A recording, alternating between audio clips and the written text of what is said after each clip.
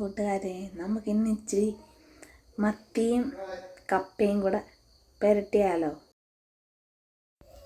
നമുക്ക് ചീനി ഒന്ന് പൊളിച്ചെടുക്കാം. ചീനി പൊളിച്ച് പെട്ടെന്നൊന്ന് അരിഞ്ഞെടുത്ത് കഴുകിക്കൊണ്ട് വരാം. മത്തി വെട്ടിയെടുക്കാം. നമുക്ക്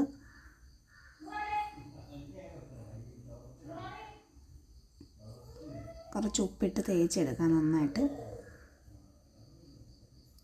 8-9 വെള്ളത്തിൽ നന്നായിട്ട് ഒലച്ച് കഴുകി കൊണ്ടുവരാം.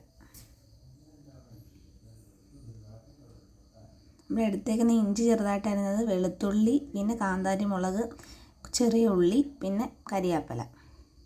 മത്തി കഴുകി വെച്ചതിനകത്തോട്ട് നമുക്ക് കുറച്ച് വെള്ളം ഒഴിച്ച് അതിനകത്തോട്ട് മുളക് പൊടി, ശകലം കുരുമുളക് പൊടി, മഞ്ഞൾപ്പൊടി, പിന്നെ കുറച്ച് ഇഞ്ചി, വെളുത്തുള്ളി, ഉപ്പ്, പുളി, തോട്ടുപുളി വെള്ളത്തിൽ ഇട്ട് വെച്ചിരുന്നതാണ്. ഒരുപാട് പുളി വേണ്ട.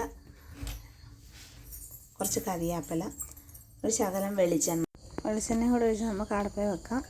അടച്ച് വെച്ച് നമുക്ക് അത് വേവിക്കാൻ വെക്കാം. ചീനിയാണെങ്കിൽ ചീനി അടപ്പേ വെച്ച് ഒരു ഉപ്പിടുമ്പോൾ ഇച്ചിരി മുന്നിട്ട് നിൽക്കണം. മഞ്ഞൾപ്പൊടിയും കൂടി ഇട്ട് അത് അടച്ച് വെച്ച് വേവിക്കാം. അരപ്പ് തയ്യാറാക്കാനായിട്ട് തേങ്ങ, കുറച്ച് കൊച്ചുള്ളി, ശകലം വെളുത്തുള്ളി, കരിയാപ്പല, പിന്നെ ഒരു പിടി കാന്താരി മുളക്, ആവശ്യത്തിന് എരിയുടെ അനുസരിച്ച് മഞ്ഞൾപ്പൊടിയും കൂടി ഇട്ട് നമുക്കൊന്ന് ചതച്ച് കൊണ്ടുവരാം.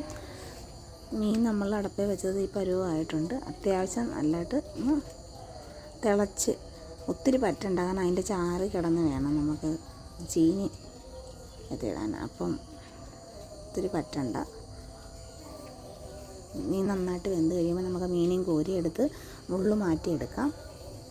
മുള്ളു മാറ്റിയെടുത്തിട്ട് അതിൻ്റെ ചാറെടുത്ത് കപ്പ കൂറ്റിയതിനകത്തോട്ട് ഒഴിച്ച് നന്നായിട്ടൊന്ന് മിക്സ് ചെയ്യാം. അടപ്പേ വെച്ച് ആ മീൻ ചാറൊന്ന് പറ്റി കഴിഞ്ഞിട്ട് മീനും പിന്നെ നമ്മൾ ചതച്ച് വെച്ചതും ഇച്ചിരി കരിയാപ്പിലയും കൊണ്ടിട്ട് നന്നായിട്ടൊന്ന് മിക്സ് ചെയ്ത് കൊടുക്കാം.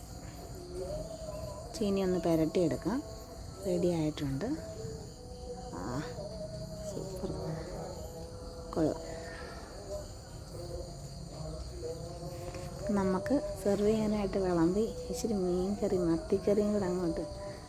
ഇതെന്ത് സാധനം മനസ്സിലായവർ കമൻറ്റ് ചെയ്യണം. റെഡി ആയിട്ടുണ്ട്. നാളെ കാണാം.